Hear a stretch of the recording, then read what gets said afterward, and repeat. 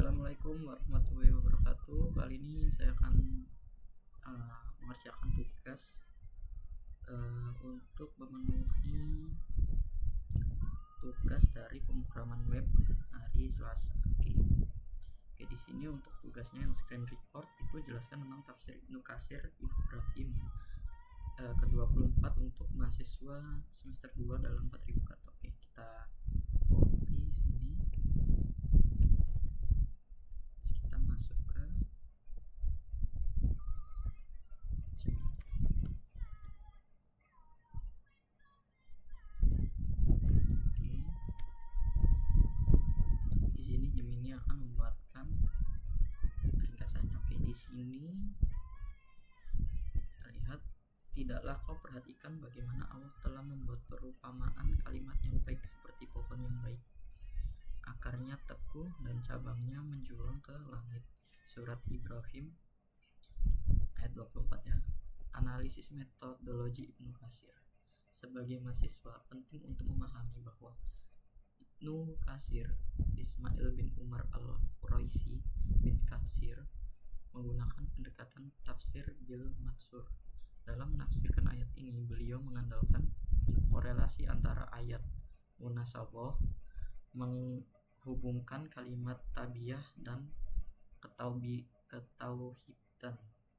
Riwayat hadis merujuk pada hadis Nabi SAW untuk mengidentifikasi jenis pohon yang dimaksud. Kemudian dia pendapat sahabat dan tabi'in, mengutip Ibnu Abbas, Mujahid, dan Ikrimah. 3. Identifikasi kalimat tabiyah. Ibnu Katsir menjelaskan bahwa yang dimaksud dengan kalimat yang baik, kalimat tabiyah, adalah syahadat la ilaha illallah. Aspek teologis, kalimat ini bukan sekedar ucapan, melainkan sebuah prinsip yang mengubah seluruh struktur kehidupan manusia. Kemudian ada analogi pohon.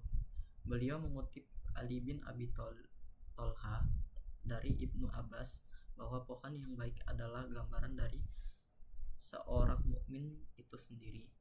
Karakteristik sejarah tabiyah pohon yang baik. Ibnu Katsir membedah analogi pohon ini menjadi 3 komponen struktural yang mencerminkan iman. Kemudian aslut sabit, akarnya teguh. Akar melambangkan i'tiqad, keyakinan di dalam hati. Bagi seorang mahasiswa teologi, ini berarti fondasi filsafat ketuhanan yang tidak tergoyahkan oleh subhat, keraguan, dan pemikiran materialisme. Akar ini tertanam di bumi hati manusia dan memberikan stabilitas pada seluruh sistem kehidupan. Far'uha fis sama, cabangnya di langit. Cabang melambangkan amal soleh dan perkataan. Ibnu Katsir menjelaskan bahwa amal orang mungkin akan diangkat ke langit sesuai dengan surat Fatir 10. Kepadanya lah naik perkataan-perkataan yang tidak baik dan amal yang soleh dinaikkannya. Artinya, integritas antara keyakinan akar dan perilaku cabang harus selaras secara vertikal. Kemudian ada perdebatan jenis pohon kurma dengan pohon umum. Dalam diskursus tafsir terdapat diskusi mengenai jenis pohon yang dimaksud. Ibnu Katsir membawa riwayat dari Sahih Bukhari dan Muslim melalui jalur Abdullah bin Umar. Rasulullah SAW bertanya kepada para sahabat, sebutkan kepadaku sebuah pohon yang serupa dengan seorang muslim, daunnya tidak gugur. Ibnu Umar berkata, aku berpikir bahwa itu adalah pohon kurma. Ibnu Katsir menguatkan pendapat bahwa pohon tersebut adalah pohon kurma karena satu, daya tahan yang luar biasa di lingkungan ekstrim. Semua bagiannya bermanfaat, buah, pelepah, batang. 3. Akarnya menghujam dalam sehingga tidak mudah tertumbang oleh badai. Kemudian ada yang keenam, ada referensi akademik, integrasi iman dan ilmu. Bagi mahasiswa semester 2, ayat ini memberikan kerangka kerja, framework pengembangan diri, stabilitas intelektual. Mahasiswa harus memiliki akar, metodologi riset, dan dasar ilmu yang kuat agar tidak mudah terbawa arus tren pemikiran yang dangkal. Produktivitas sebagai mana pohon yang memberikan buah. Dijelaskan pada ayat berikutnya, ayat 25. Ilmu pengetahuan harus menghasilkan buah berupa pengabdian masyarakat dan solusi atas problematika umat. 7. Kesimpulan tafsir. Ibnu Katsir menutup pemahamannya dengan menekankan bahwa Allah membuat perumpamaan ini agar manusia tadabbur, mengambil pelajaran. Perumpamaan amsal dalam Al-Quran digunakan untuk menyederhanakan konsep abstrak iman menjadi visualisasi konkret pohon agar lebih mudah diintegrasi oleh akal manusia. Oke, kita lanjut ke yang kedua, yaitu jelaskan tentang tafsir Ibnu Katsir Luqman ayat 10 untuk mahasiswa semester 2 dalam 4000 kata. Oke, kita paste di sini.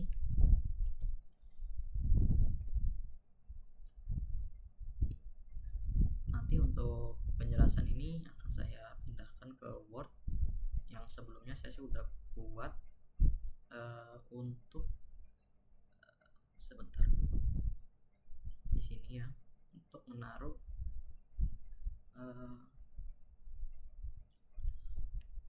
tugas di atasnya, yang ayat di atasnya, untuk tafsir yang di atasnya tadi. Ada tafsir apa aja di sini, kita cek. Al-Hujurat, At-Tin, Al-Anbiya, Al-Baqarah. Ini sudah saya di sini, saya taruh di sini. Nanti kita lanjutkan saja. Kita lanjut terjemahan untuk surat Luqman ayat 20. Tidaklah kamu perhatikan bahwa Allah telah menundukkan apa yang ada di langit dan apa yang ada di bumi untuk kepentinganmu dan menyempurnakan nikmatnya untukmu lahir dan batin. Dan di antara manusia ada yang membantah tentang keesaan Allah tanpa ilmu, tanpa petunjuk, dan tanpa kitab yang memberi penerangan. Metodologi Ibnu Katsir dalam ayat ini. Ibnu Katsir menggunakan pendekatan tafsir Al-Quran bin al-Syahih yang didukung oleh riwayat matsur. Beliau memulai dengan gaya bahasa retoris, istifham, takrir, pertanyaan yang bertujuan untuk menetapkan fakta, mengajak pembaca melihat realistis empiris di alam semesta sebagai bukti kekuasaan Tuhan. 3. Analisis konsep tasikir, penundukan alam. Ibnu Katsir menjelaskan frasa sakara lakum, tunduk untukmu, dengan sangat mendalam. Penundukan di langit. Menurut Ibnu Katsir, penundukan ini mencakup benda-benda langit, matahari dan bulan sebagai sumber energi, cahaya, dan penentu sistem penanganan, bintang sebagai navigasi dan penghias langit, hujan sebagai sumber kehidupan yang turun dari langit atas kehendak Allah. Penundukan di bumi. Segala sesuatu yang ada di bumi diciptakan untuk melayani eksistensi manusia, hewan ternak untuk dikonsumsi dan transportasi, tumbuhan untuk pangan dan obat-obatan, mineral dan kekayaan alam untuk peradaban. Pesan untuk mahasiswa. Ibnu Katsir menekankan bahwa manusia adalah pusat dari pelayanan alam ini, namun bukan berarti manusia boleh bertindak eksploratif tanpa rasa syukur. Klasifikasi nikmat zahiro dan batinah. Bagian yang paling populer dari tafsir Ibnu Katsir pada ayat ini adalah kategorisasi nikmat. Jenis nikmat zahirah, lahir. Penjelasan Ibnu Katsir, nikmat yang dapat diindera, dirasakan secara fisik dan bersifat material. Contoh konkret: kesehatan tubuh, kecantikan atau ketampanan, harta benda, serta kemenangan Islam atas musuh. Batiniah, batin, nikmat yang bersifat maknawi, spiritual, dan berada di dalam jiwa. Iman kepada Allah, contohnya iman kepada Allah, hidayah, ketenangan batin, serta penutupan aib. Allah menutupi kemaksiatan kita sehingga kita tidak dipermalukan di dunia. Kritik terhadap jidal, perdebatan tanpa ilmu. Ibnu Katsir memberikan catatan keras pada penggalan terakhir ayat ini, wa minan nasi man yajadilu. Beliau membagi golongan yang tersesat dalam berdebat menjadi 3 ketiadaan. Bikhairi ilmin, tidak memiliki ilmu pengetahuan logis yang benar. Walahudan, tidak memiliki petunjuk spiritual, intuisi atau fitrah yang lurus. Walau kitabin munar, tidak memiliki sandaran wahyu yang otentik. Bagi mahasiswa, ini adalah teguran agar dalam berargumen atau melakukan riset akademik harus selalu bersandar pada metodologi yang jelas, data empiris atau ilmu, kejujuran intelektual, petunjuk, dan sumber yang valid, wahyu atau kitab. Kolerasi dengan sains dan lingkungan. Perspektif akademik. Ibnu Katsir meski hidup di abad ke-14 telah meletakkan dasar bahwa alam semesta ini memiliki keteraturan kosmologi yang didesain untuk manusia. Dalam diskursus modern, ini sering disebut sebagai anthropic prinsip antropik. Ekologi, penundukan alam mengharuskan manusia menjadi khalifah, manajer, bukan malik, pemilik absolut. Psikologi, keseimbangan antara nikmat lahir dan batin menunjukkan bahwa kebahagiaan manusia bersifat holistik. Kesimpulan untuk mahasiswa, tafsir Ibnu Katsir surat Luqman ayat 20 mengajarkan kita untuk observatif, selalu memperhatikan fenomena alam sebagai ayat kauniyah, bersyukur secara total, menyadari bahwa ada nikmat yang tidak terlihat seperti hidayah dan ampunan yang jauh lebih mahal dari nikmat materi. Integritas intelektual, menghindari debat kusir atau penyebaran informasi tanpa dasar, ilmu pengetahuan yang kuat. Oke, itu saja untuk penjelasan tentang tafsir. Setelah ini saya akan lanjutkan untuk membuat soal dan kita kerjakan ya.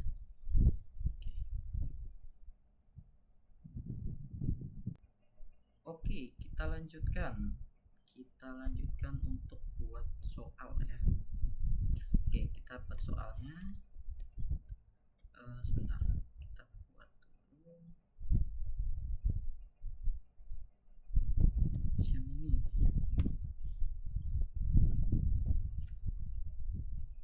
Oke, kita buat soalnya guys.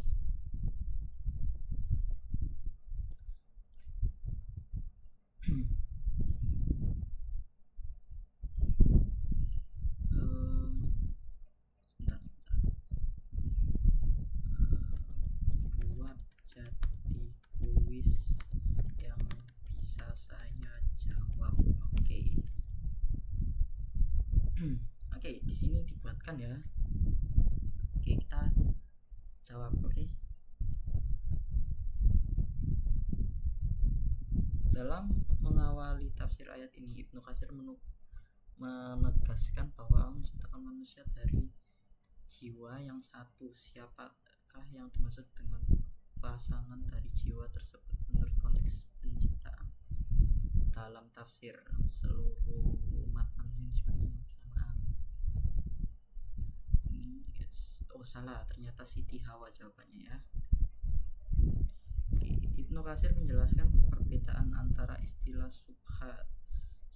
syu'ubah dan khobaila. Menurut beliau, manakah pernyataan yang paling tepat mengenai hierarki keduanya? Syuhid, pikirkan bagian antara bangsa-bangsa besar dunia dan suku-suku Arab. Furois ya. Su'ub digunakan untuk bangsa non-Arab, sedangkan khobail untuk bangsa Arab. sebelum tingkat kecil dalam keluarga.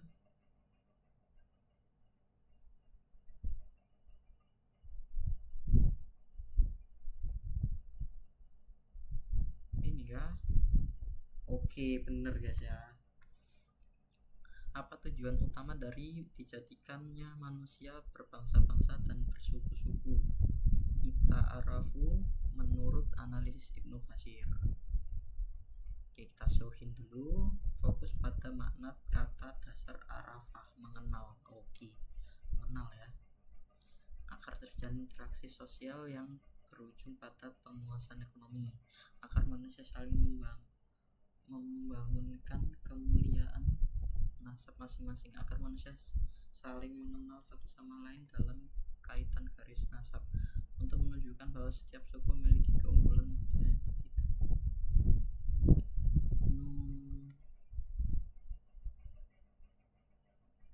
Ini kah? Wis, gitu benar guys.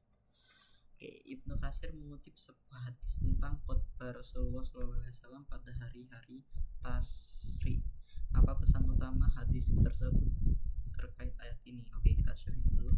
Ingat pesan kesetaraan dalam haji wada.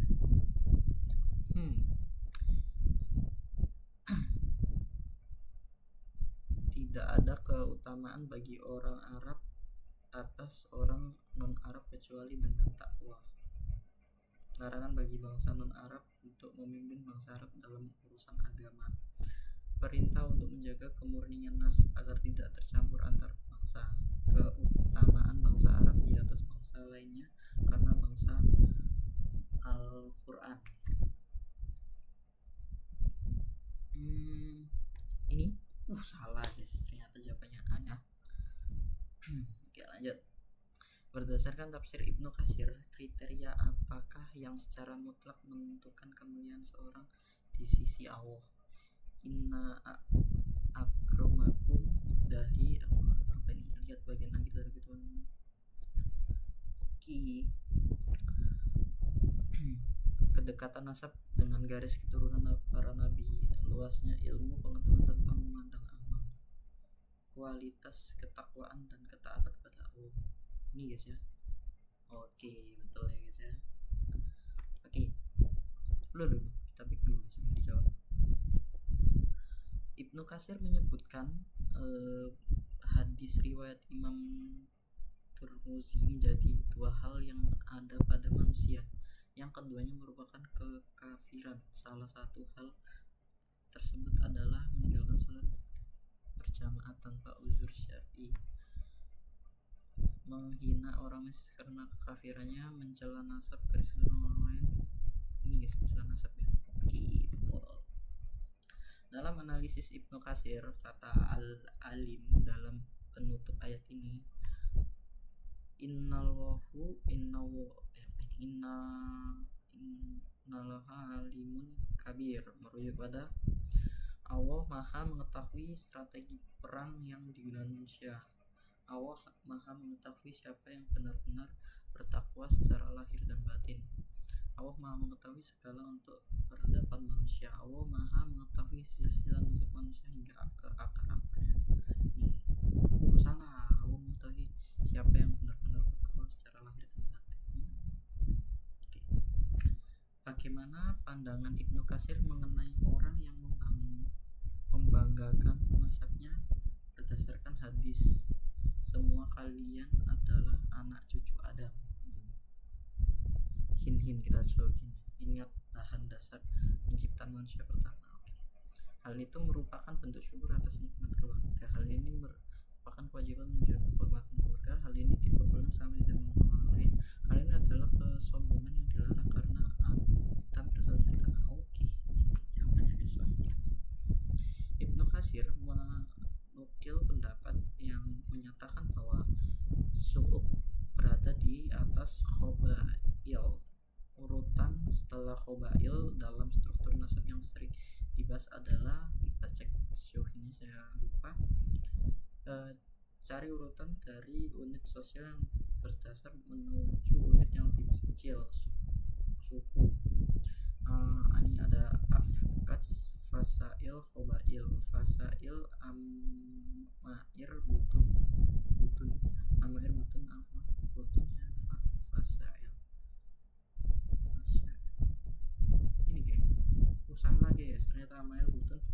kasih kebalik saya. Salah. Oke, lanjut. Dalam sebuah hadis yang dikutip Ibnu Katsir, Rasulullah SAW bersabda bahwa Allah tidak melihat kepada rupa atau harta kalian, melainkan melihat kepada amal perbuatan niat dalam hati dalam perbuatan kalian, ketakutan dalam ini, guys. Bukan ya? Hati dan amal perbuatan kalian. Apa makna kata kabir dalam menutup ayat? Kabir itu besar ya, Allah Maha Alil. Berarti Allah Maha Kuasa atas segala sesuatu di alam semesta. Allah Maha mengenal secara dan Allah Maha mendengar doa.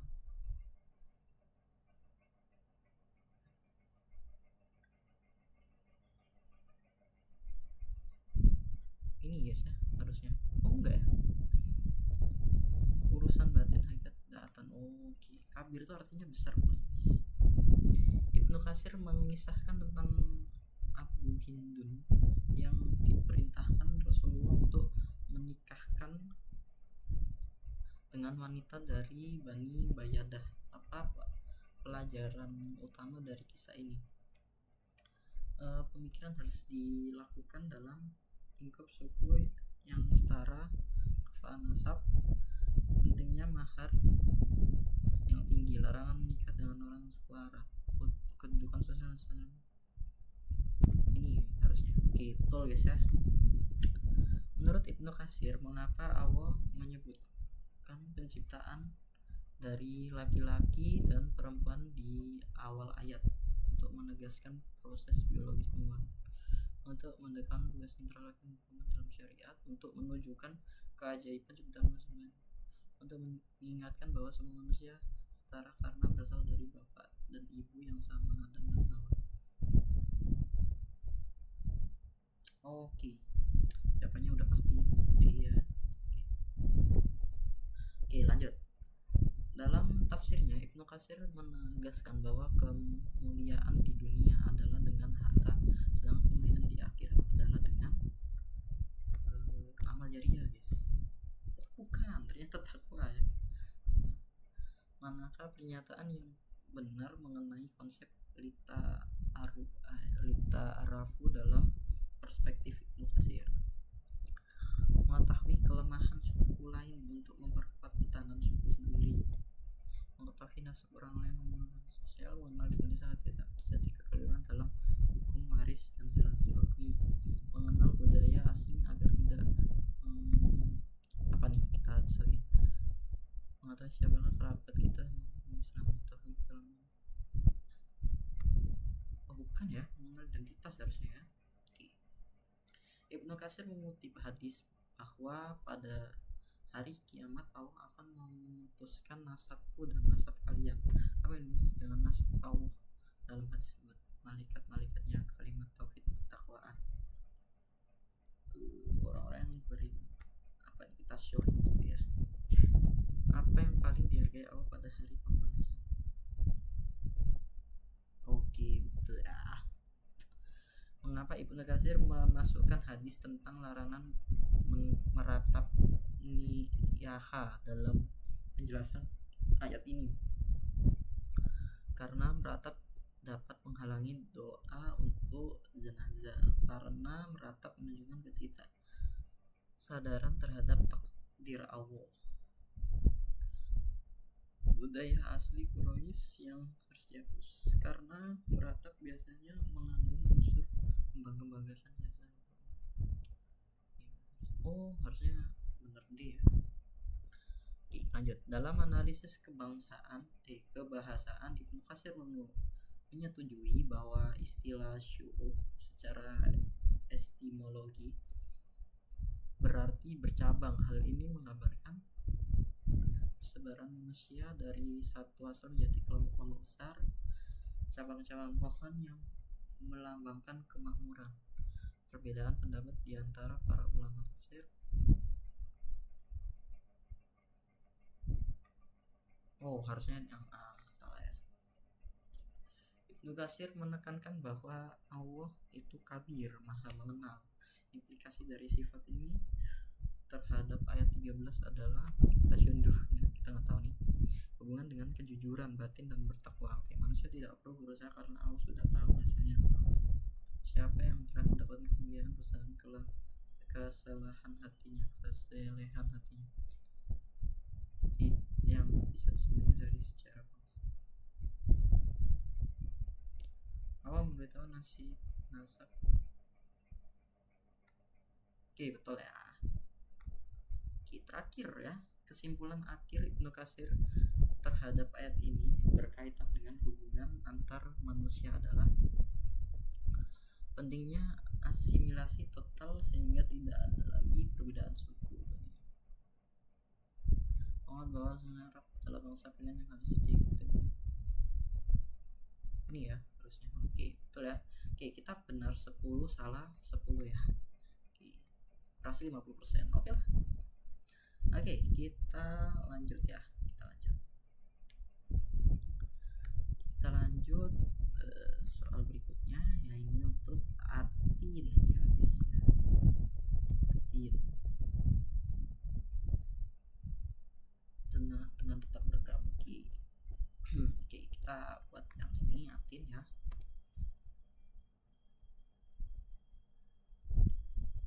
Oh, ini kita close dulu kayaknya. Kita close dulu. Oke, ini kita open. Your question.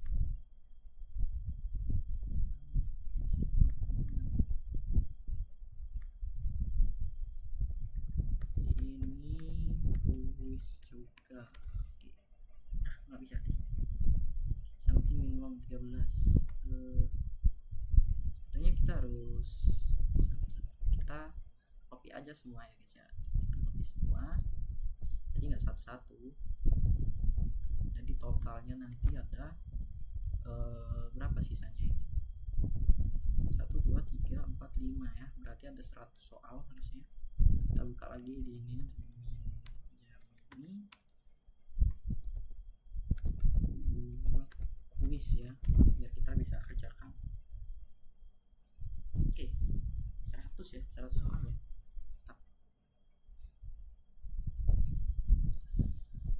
Oke, dalam menafsirkan surat At-Tin ayat 4, Ibnu Katsir menjelaskan bahwa manusia diciptakan dalam bentuk yang paling sempurna. Namun apa konsekuensi teologis yang sebentar, ini kok nggak bisa nih. Salah ini kayaknya. Sabar ya.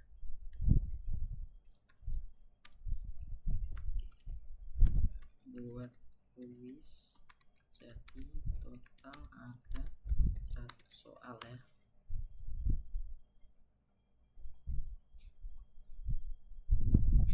Bener nggak dibuatkan 100 soal ini? Dalam menafsirkan surat At-Tin 4, Ibnu Katsir menyebutkan ahsan tahwin, apa dimensi utama yang ditetapkan beliau terkait kesempurnaan penciptaan manusia dibandingkan makhluk lain. Kebaidaharu manusia di dunia sebelum dibangkitkan, kesempurnaan fisik yang tegak, dan kemampuan menangkap makanan dengan tangan, kemampuan manusia untuk terbang, bahwa manusia makhluk yang memiliki insting. Apa nih jawabannya?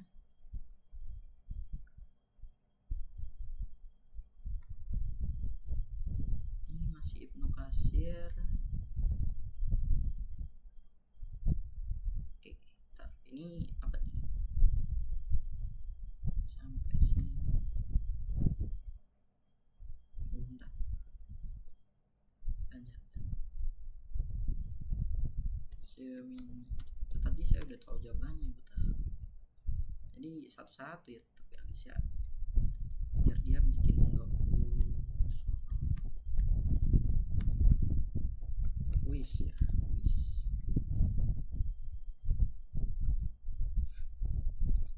Dalam menjelaskan frasa seni tahwin Ibnu Katsir menurut konteks tafsirnya. Oke, kita suhin ya. Fokus pada penjelasan mengenai postur tubuh manusia. Oh ini harusnya. Oke, benar guys ya. Oke, lanjut. Bagaimana kaitan antara ahsani tahwin pada ayat 4 dengan asfala safilin. Pada ayat 5 menurut analisis Ibnu Katsir, kita showin dulu. Pikirkan tentang konsekuensi bagi mereka yang memiliki potensi besar. Ayat 4, namun tidak menggunakannya untuk ketaatan. Keduanya adalah kontradiksi yang menunjukkan kelemahan argumen teologis. Merujuk pada bentuk fisik penurunan ke tingkat terendah atau proses alami penurunan fisik yang tak bisa dihindari siapapun. Kesempurnaan sementara bagi mereka yang tidak mengiringinya dengan iman. Oke, betul guys ya. Ibnu Katsir mengutip pendapat bahwa asfala safilin merujuk pada neraka.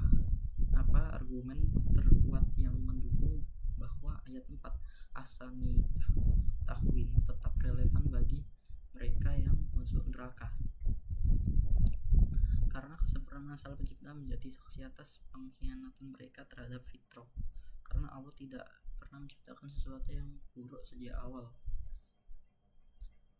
Manusia tetap lebih mulia daripada jin karena manusia dalam bentuk fisik yang utuh agar merasakan siksaan. Kita cek ya. Hubungan potensi maksimal manusia dengan besarnya pertanggungjawaban yang mereka emban.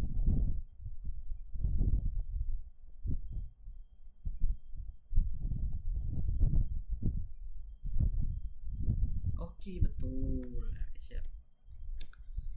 Menurut Ibnu Katsir, mengapa Allah bersumpah dengan pohon tin, zaitun, bukit Sinai, dan kota Makkah sebelum menyebutkan penciptaan manusia di ayat 4? Untuk memuliakan tempat-tempat turunnya syariat yang akan menjaga kesempurnaan aksani tahwin manusia, untuk menunjukkan bahwa manusia membutuhkan hasil bumi. Dan kita cek antara B A dan B, pertimbangan kaitan antara tempat-tempat suci dengan para pembawa risalah ilahi. Berarti ini guys ya. Oke, yang kelima, apa makna implisit dari penggunaan kata tahwin dibandingkan dengan kata khalq dalam ayat 4 menurut tinjauan tafsir Ibnu Katsir? Selaras dengan ini ya seharusnya. Oke, betul ya.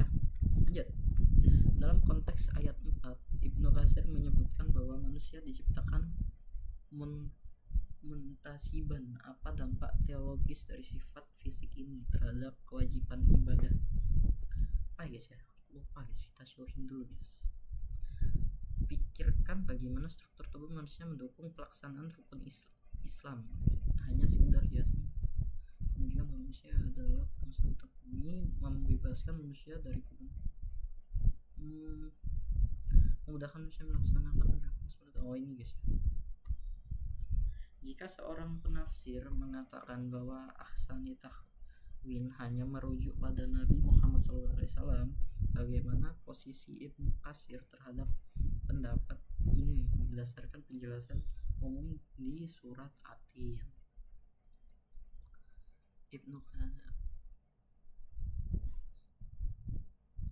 Ibnu Katsir setuju sebenarnya karena Nabi adalah manusia yang paling sempurna. Itu pendapat yang paling sahih dalam riwayat. Ibnu Katsir melihatnya sebagai penciptaan manusia secara umum, jenis yang Ibnu Katsir menciptakan. Kita cek ya, saya lupa. Perhatikan kata al-ihsan yang menggunakan alif lam makrifah yang bermakna jenis.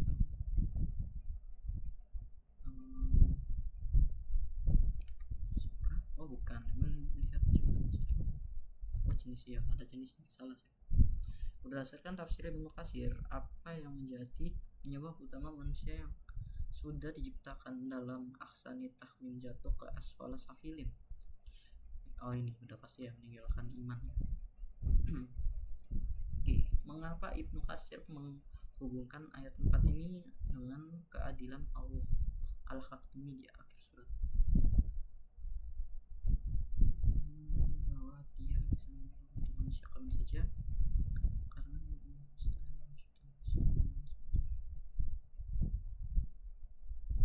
ini ya harusnya. Oke.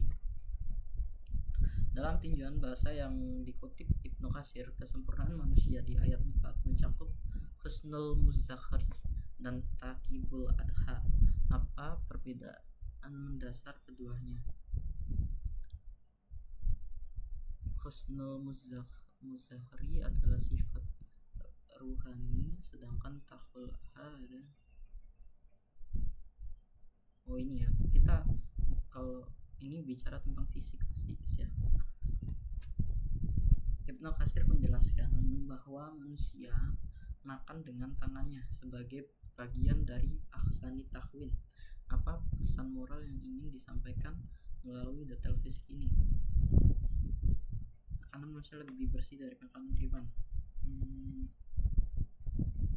Yang terjaga tidak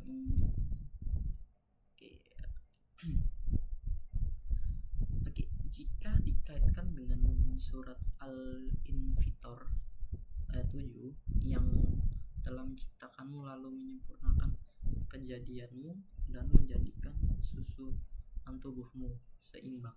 Bagaimana Ibnu Katsir melihat relevansinya dengan Atin ayat 4? Tidak ada kaitan karena konteks. Kita cek hintnya guys ya, aku lupa. Cari persamaan makna antara seimbang adil.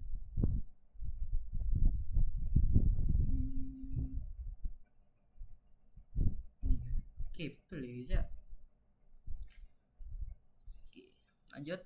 Beberapa ulama yang dikutip Ibnu Katsir berpendapat asfala safilin adalah usia pikun. Namun mengapa Ibnu Katsir lebih cenderung pada makna neraka dalam konteks balasan? Karena kata asfala hanya bisa digunakan ini juga bisa melalui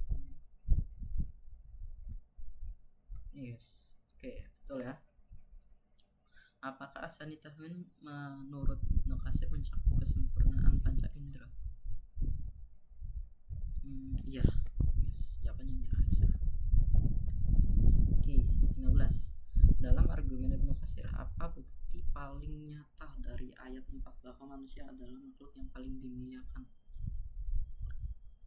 Oke, pemberian akal ya guys ya. Manusia itu punya akal dari makhluk-makhluk lain. Bagaimana Ibnu Katsir menafsirkan ilazinas amanu, kecuali orang yang beriman, dalam kaitannya dengan potensi fisik di ayat?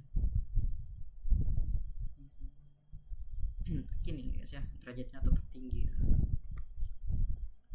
Bagaimana implikasi dari sumpah demi kota yang aman Makkah terhadap ayat 4 menurut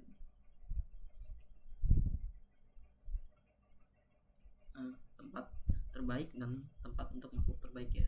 Dalam istilah teknis tafsir Atin, ayat 4 termasuk dalam kategori muhsam alaih. Apa artinya? Nggak tahu nih. Sumpah ayat 3 untuk menegaskan kebenaran dari pernyataan di ayat 4. Sumpah sebenarnya ini guys, betul sekali. Mengapa Ibnu Katsir menyebutkan bahwa manusia diciptakan dalam bentuk terbaik agar mampu memahami pembicaraan? Fam al-kalam, karena semua bisa bicara tapi manusia paling keras suaranya. Agar manusia bisa menerima wahyu ya guys ya. Oke, terakhir, apa simpulan akhir Ibnu Katsir mengenai ahsani tahwin bagi mereka yang beriman dan beramal soleh saat mereka tua dan pikun? Pahala ya pastinya. Oke, dan kita cek kita salah satu. Oke, 95%. Oke, baik. Kita lanjut. Kita lanjut ini soal berikutnya ya. Oke.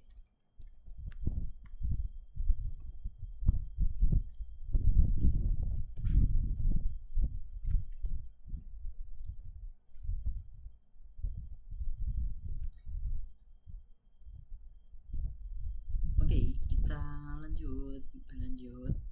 Ini Al-Anbiya ya, Al-Anbiya.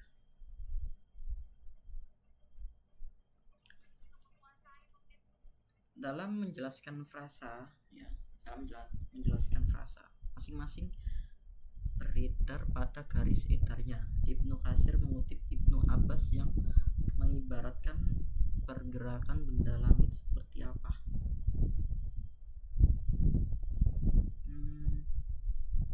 Kita cek dulu di sini yang berputar.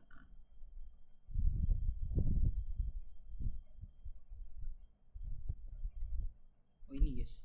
Oke, betul. Apa makna kata yasbahun dalam konteks ayat ini? Tafsir kita juga nggak tahu ini. Literal sering digunakan untuk aktivitas di dalam air. Oke, betul. Ibnu Katsir menjelaskan bahwa Allah menciptakan malam dan siang dengan karakteristik yang kontras. Apa tujuan utama dari penciptaan variasi ini menurut konteks ayat?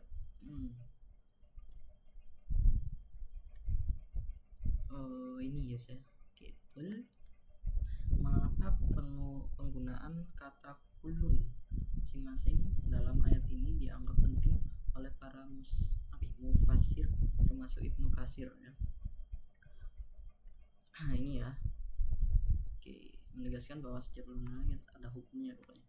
Dalam tafsir Ibnu Katsir, kaitan antara ayat 33 dengan ayat sebelumnya, ayat 30 sampai 32 adalah ini saya lupa nih apa. Perhatikan argumen Al-Quran dari penciptaan makro langit bumi dan semula terjadi atas bersama ini guys ya. Oke, betul. Lanjut. Apa yang dimaksud dengan falak dalam penjelasan Ibnu Katsir? Falak itu apa ya? Kayak ilmu falak gitu ya.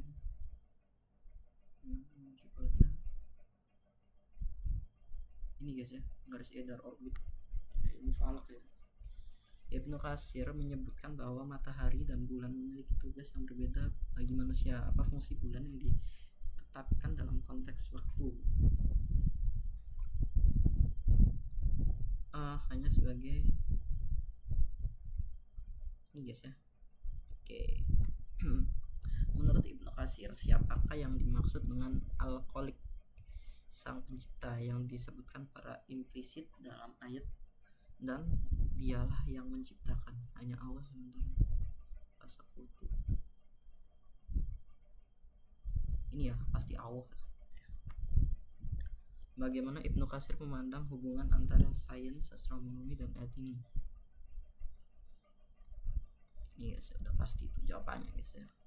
Ayatnya lebih dulu daripada sains. Kata masing-masing kulun menggunakan bentuk jamak dalam yasbahun, akhiran waw dan nun. Mengapa bukan bentuk dua tatsniyah dalam padahal yang disebut dominan malam siang? Ini guys, udah pasti nih guys, udah baca saya ya. Dalam konteks ayat ini, apa hikmah siang didahulukan penyebutannya daripada malam dalam urutan manfaat, meskipun dari malam disebut lebih dahulu waktu untuk mencari gitu. Ini ya guys. Jika matahari dan bulan berhenti dari garis edarnya, apa konsekuensi teologis yang ini guys, kiamat guys ya. Istilah lail, malam, dalam ayat ini menurut Ibnu Katsir melambangkan apa bagi manusia? Apa ya? Guys, malam bagi tubuh manusia. Oh, untuk istirahat dan ketenangan tubuh ya. Oke. Ya. Apa perbedaan mendasar antara orbit matahari dan bulan menurut pemahaman tafsir ayat ini? Ini guys. Oke, betul. Mengapa ayat ini menggunakan kata kerja kolako, menciptakan, untuk menunjukkan bahwa semua itu yang sendirinya menegaskan status benda langit sebagai makhluk. Nah, kita nggak tahu nih, lupa saya. frekuensi lawan dari penyembah pendalam.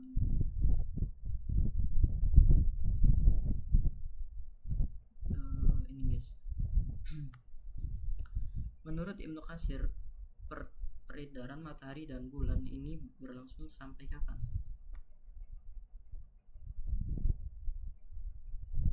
Sampai waktu yang sudah ditentukan ya, yaitu hari kiamat guys.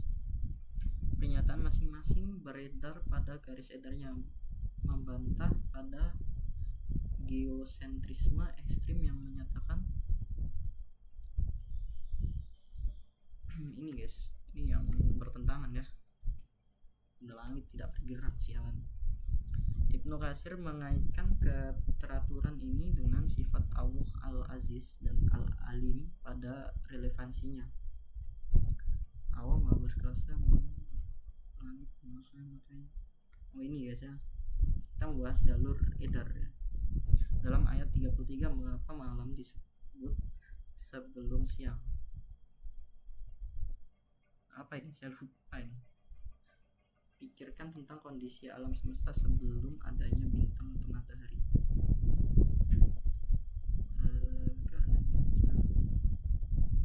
Karena lebih disukai karena secara penciptaan atas sebelum cahaya. Ini guys, terakhir, apa pesan moral utama yang ingin disampaikan Ibnu Katsir melalui ayat ini bagi orang yang berakal? Ini ya kerendahannya ya, udah pasti ya. Oke, kita benar semua guys, 100 guys, dengan soal yang level sulit ya. Makanya itu membuktikan bahwa saya membaca guys. Ya Pak ya, itu membuktikan saya membaca. Walaupun tadi sedikit menyontek hintnya ya, tapi hintnya tidak menunjukkan jawaban sih. Tetap harus secara ingatan kita. Oke, kita next ke apa nih? Tafsir Ibnu Katsir Al-Baqarah ayat 269. Dalam menjelaskan makna al-hikmah, Ibnu Katsir mengutip pendapat Ibnu Abbas. Manakah definisi yang paling tepat menurut riwayat tersebut dalam konteks ayat ini? Ini ya, udah pasti nih. Sudah tahu saya. Ibnu Katsir menyebutkan hadis tentang la hasada ila fi isnaitain. Apa kaitan hadis tersebut dengan Al-Baqarah ayat 269? Nah, diberikan ilmu ya, pemberian ilmu. Berdasarkan penjelasan Ibnu Katsir mengapa hikmah disebut sebagai khairan katsiro, kebaikan yang banyak, ketaatan ya kepada Allah ya. Oke. Bagaimana kaitan antara penutup ayat wa ma yazkaru illa ulul albab dengan pemberian hikmah? Hanya orang yang memiliki akal sehat ya, mampu mengambil manfaat hikmah dari nasihat Allah. Oke. Ibnu Katsir mengutip Malik bin Anas terkait definisi hikmah. Apa poin utama dari pendapat tersebut? Hikmah ya, apa saya lupa. Carilah istilah yang berkaitan dengan kedalaman pemahaman syariat. Oh ini. Oke, takutnya saya nggak ngerekam ini. Oke, masih ngerekam ya ini ya. Oke, kita lanjut. Dalam riwayat lain yang dicantumkan Ibnu Katsir, hikmah diartikan sebagai al-isyabah fil haul wa fil apa maknanya?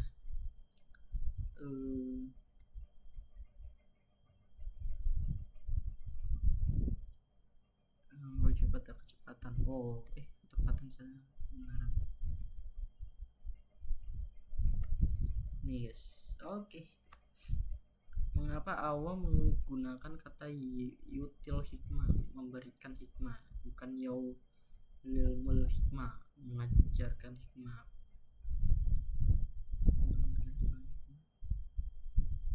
Ini ya, hikmah itu anugerah. Menurut Ibnu Katsir, apa tambah utama bagi seseorang yang benar-benar memahami tafsir Al-Quran sebagai bagian dari hikmah? Kita lupa saya. eh, innama ya maupun diulang iya tidak.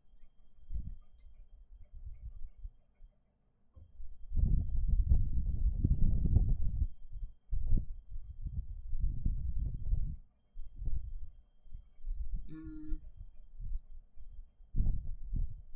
kaya ya ini. Oh salah, takut pada Allah ya. Dalam ayat 269 Allah berfirman wa mayyutal hikmah, penggunaan bentuk pasif voice dalam kata yutal mengisyaratkan yang ini ya menitikkan besarnya anugerah tersebut. Oke, lanjut. Ibnu Katsir mengutip sebuah riwayat dari As-Suddi mengenai hikmah. Apa tafsiran As-Suddi? Apa ya tafsiran As-Suddi ya? Kita cek dulu. Cari kedudukan tertinggi pada pilihan.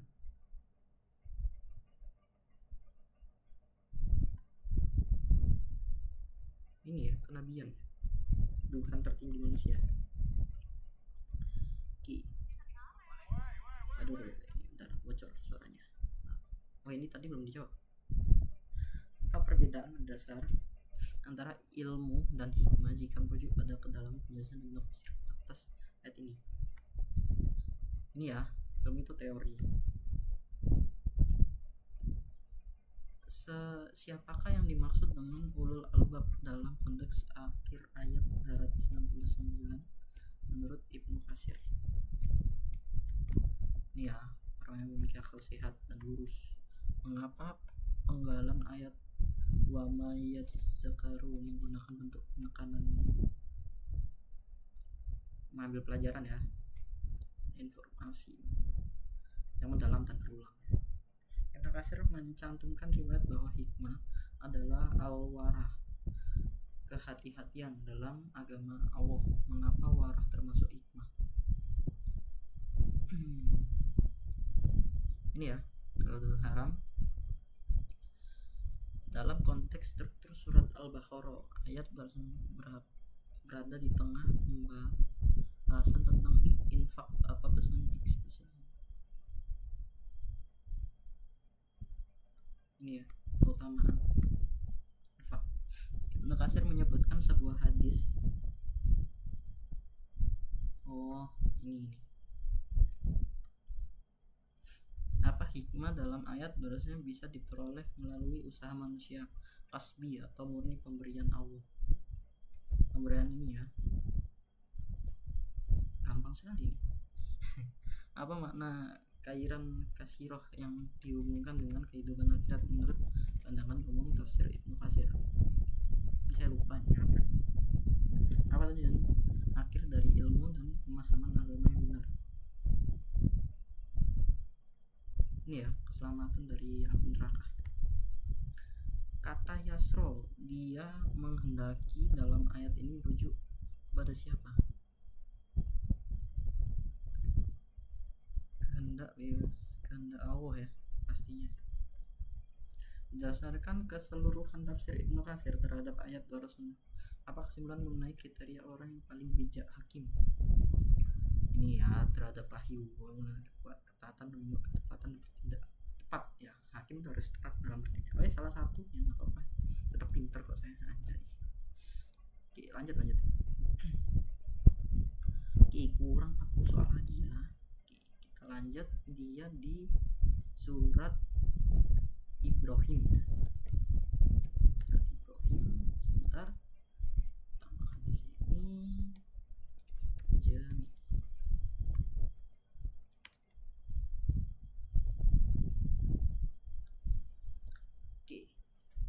Dalam tafsir Ibnu Katsir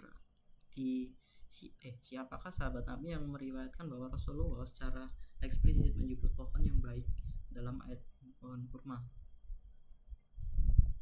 Abdullah bin Abbas kalau nggak salah ya.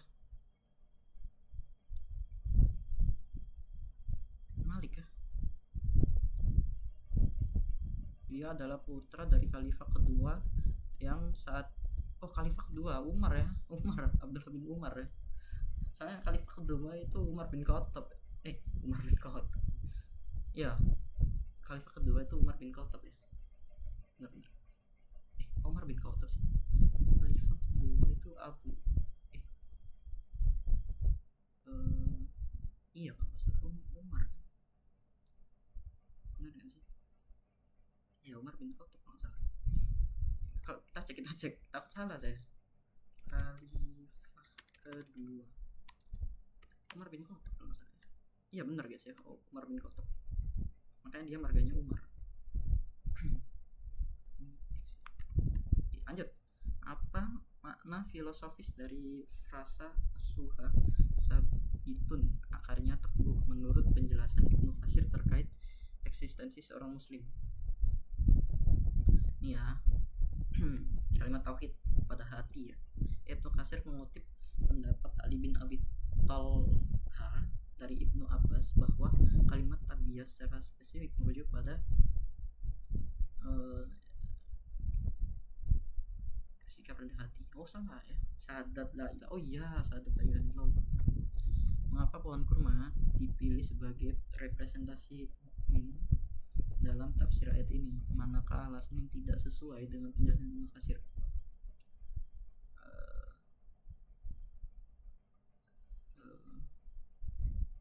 Ini ya. Bukan, salah. Waduh, ini kok saya banyak yang salah ini. Dalam kalimat wafaruha fis sama, Ibnu Katsir menjelaskan bahwa cabang yang menjulang ke langit melambangkan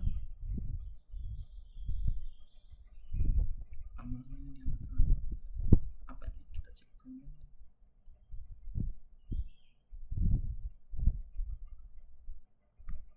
Yes.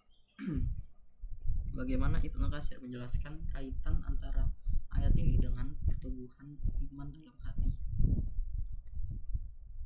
Ini ya, buah. Menurut riwayat dari Subah yang dikutip Ibnu Katsir, perumpamaan pohon ini juga bisa diartikan secara umum sebagai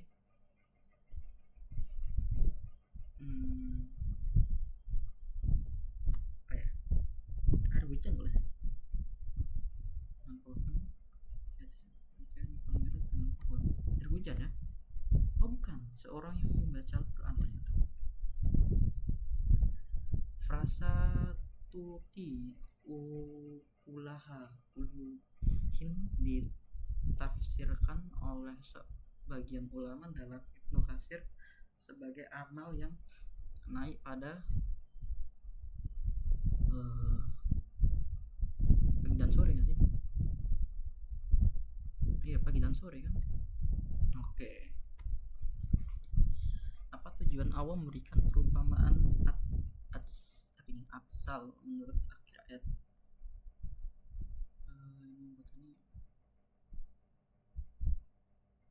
Ini. Oke. Lanjut. Ibnu Katsir menyebutkan bahwa pohon kurma adalah pohon yang paling mirip dengan seorang muslim. Apa kesamaan utama dalam hal keberadaan menurut beliau?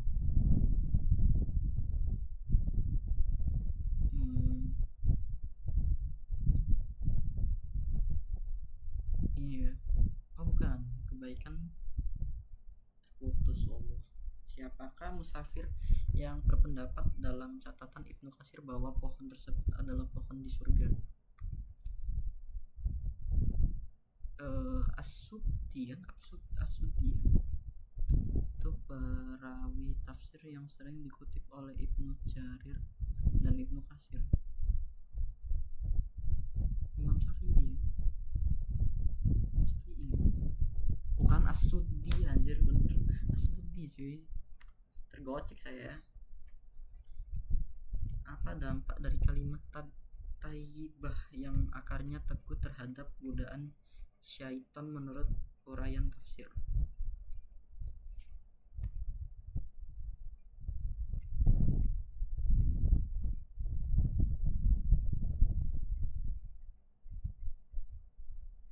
Oke, betul.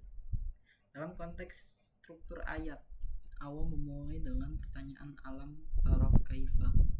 Ibnu Qasim menjelaskan sebagai bentuk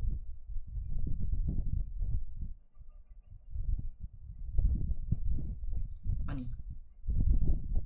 Itu menegaskan fakta yang seharusnya sudah jelas bagi akal. Oke. Diriwayatkan bahwa saat Nabi memberi teka-teki tentang pohon ini, para sahabat mengira itu adalah pohon di lembah. Ibnu Katsir menjelaskan hal ini untuk menunjukkan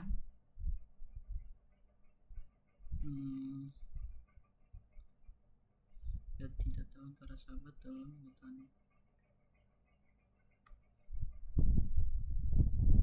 Apa ya?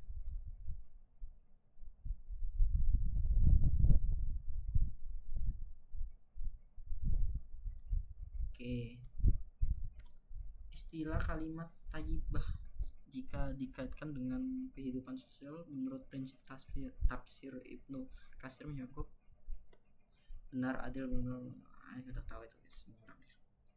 Apa yang dimaksud dengan bi izni rabbiha, dengan izin Tuhannya, dalam konteks pohon tersebut adalah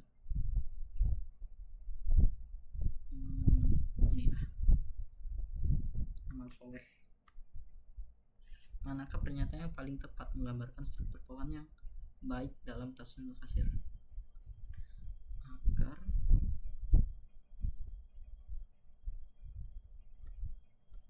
ini ya. Oke. Mengapa Ibnu Katsir menekankan bahwa pohon ini tidak gugur daunnya? Ini ya. Dalam beberapa riwayat yang dikutip Ibnu Katsir, kalimat thayyibah jika diidentikan dengan al-Islam, apa konsekuensi penafsiran ini? Oke, ini ya. Apa pesan utama Ibnu Katsir bagi pembaca tafsir melalui ayat ini ya? Oke, kita benar 15 ya, 75%. Oke lah, masih so-so lah ya. Kita masih ingat-ingat sedikit ya, walaupun tadi banyak yang lupa dan salah ya. Oke, terakhir guys, terakhir. Jamin. Oke, ini terakhir. Kita selesaikan ya. Oh, bentar, ini harus dibuat kuis dulu guys. Buat kuis. Nggak tahu dia. Ini paham nggak dia? Dulu. Ini yang paham nih Gemininya. Gemini. Kuis. Oke, udah dibuat kuis. Dalam menjelaskan frasa alam tarau, tidakkah kau memperhatikan, Ibnu Katsir menekankan bahwa penglihatan yang dimaksud bukan sekedar mata kepala, melainkan ini ya, mata hati ya. Ibnu Katsir menjelaskan kata syakroha menundukkan, apa makna mendalam dari penundukan benda langit bagi manusia menurut perspektif tafsir beliau.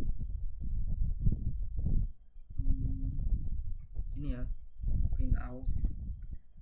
Ibnu Katsir membagi nikmat dalam ayat ini menjadi dahirah, nampak, dan batiniyah tersembunyi. Manakah di batiniyah dalam konteks daya? Ini ya, keyakinan hati dan udah pasti ya. Yang tentang spiritual ya. Mengenai wa asbaho alaikum ni'amahu, kata asbaho sebagai ini. Oke. Ibnu Katsir menyebutkan bahwa di antara manusia ada yang membantah tentang Allah big hairi il. Siapakah kelompok utama yang dimaksud dalam konteks sejarah turunnya ayat ini? Musyrik Quraisy ya. Nah, dalam ayat tersebut disebutkan wala huda, tanpa petunjuk apa perbedaan antara ilmu dan huda dalam tafsir.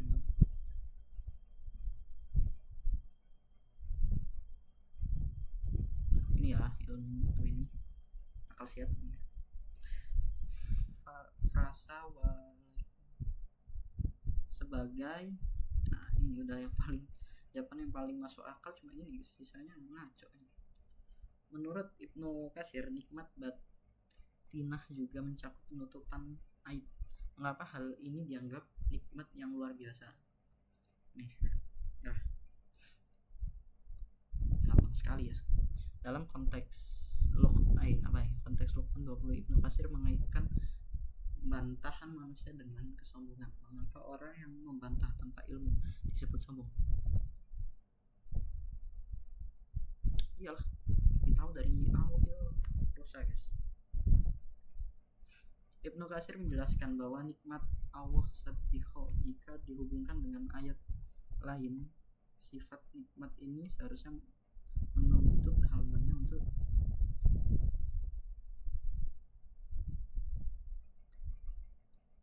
ini ya. Oke. Bagaimana Ibnu Katsir menjelaskan munasabah hubungan antara penunjukan matahari bulan dengan kewajiban tauhid dalam ayat ini? Ya, pemateri Mahesa ya. Apa interpretasi Ibnu Katsir terhadap mafi apa yang ada di bumi dalam hal pendudukan, ya, tumbuhan, air, hewan, dan mineral? Menurut Ibnu Katsir, mengapa Allah menyebutkan hikmat yang nampak dan tidak nampak secara kesamaan? Nih, sempurnaan anugerahnya ya. Dalam ayat ini Allah mencelah orang yang membantah tanpa kitabin munir. Apa kesungguhan seorang yang beragama hanya berdasarkan perasaan tanpa kitab? Terjerumus ya. Tafsir Ibnu Katsir sering mengutip pendapat para sahabat mengenai nikmat batinah. Ibnu Abbas meriwayatkan bahwa itu merujuk pada